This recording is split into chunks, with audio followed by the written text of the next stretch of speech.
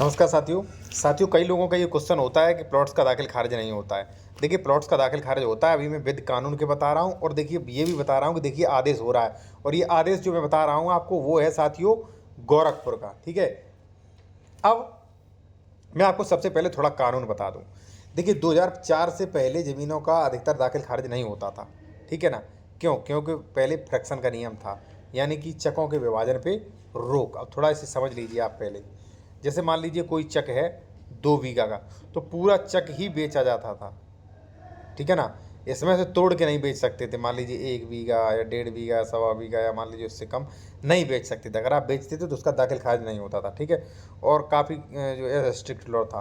अब 2004 के बाद जो है वो ख़त्म कर दिया शासनादेश से। तो अब ये जैसे मान लीजिए आपका है, चाहे आप 1 वर्ग मीटर बेचो, चाहे 1 बीघा बेचो, चाहे 5 बीघा, कितना भी बेचिए आप, उसका म्यूटेशन होगा। ठीक है, तो प्लॉट्स का भी म्यूटेशन होगा। ठीक है ना?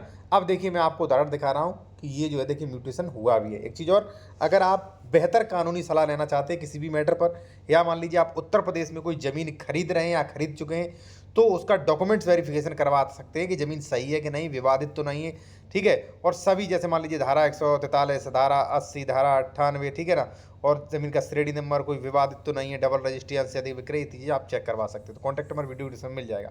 अब देखिए दाखिल खारिज हुआ है, इसमें ग्राम का नाम डला है, तहसील का नाम, जिला का नाम, खतौनी फसली वर्ष 1425, 1430, खाता संख्या भी डला है। ठीक है, यहाँ पे मैंने हाइडन कर रखा है। ठीक है, रकबा 4000 वर्ग फीट। अब यहाँ पे देखिए मैं दूसरे कलर से कर लेता हूँ, ये लिखा है 4000 वर्ग फीट में दिया गया है, यानी कि 371 वर्ग मीटर।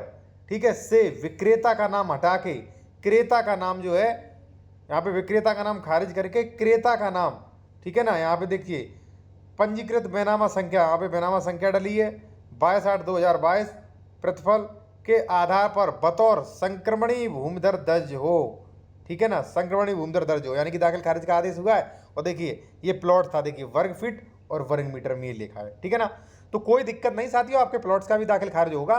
ठीक है, बाकी मान लीजिए लखनऊ में भी हो रही, कई शहरों में हो रहे हैं। ठीक है ना, तो कोई दिक्कत नहीं। बाकी अगर मान लीजिए आप दाखिल खारिज नहीं हो रहा है, या मान लीजिए चेक करवाना है, या मान लीजिए कोई प्रॉपर्टी खरीद रहा है, आपको डॉक्यूमेंट्स वेरिफिकेशन करवाना है, अन्य किसी मैटर पर बेहतर कानूनी सलाह लेनी है, तो कॉन्टैक्ट नंबर वीडियो के डिस्क्रिप्शन में मिल जाएगा साथियों। धन्यवाद।